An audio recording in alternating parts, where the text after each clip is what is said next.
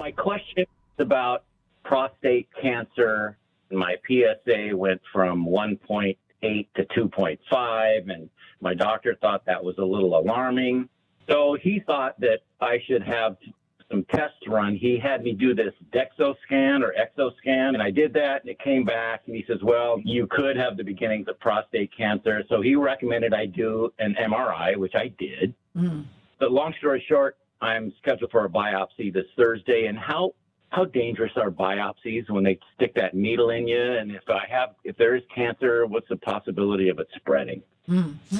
Those are very good questions. Question. Yeah. So, I'm glad that your urologist is taking good care of you. How old are you, sir? I'm 69. Okay. So you're very young right now, and I'm glad that they're being proactive for you. Prostate biopsies are a simple procedure. Some people tolerate it easier than others do. There's always this fear that if the needle is being put in from the outside into the prostate gland and that it is extracting tissue, is it bringing out some malignant tissue and then tracking that malignant tissue through the gland and therefore spreading the tumor? That, however, is not accurate. So there is no evidence that that actually happens. And so I'm really glad that you had the MRI scan done before the biopsy, because now they can have a targeted biopsy, because if they saw any lesion on the MRI scan, they will now target the biopsy towards those lesions so that they don't miss anything. What they're trying to look for is what is the grade of atypical cells, if there are any?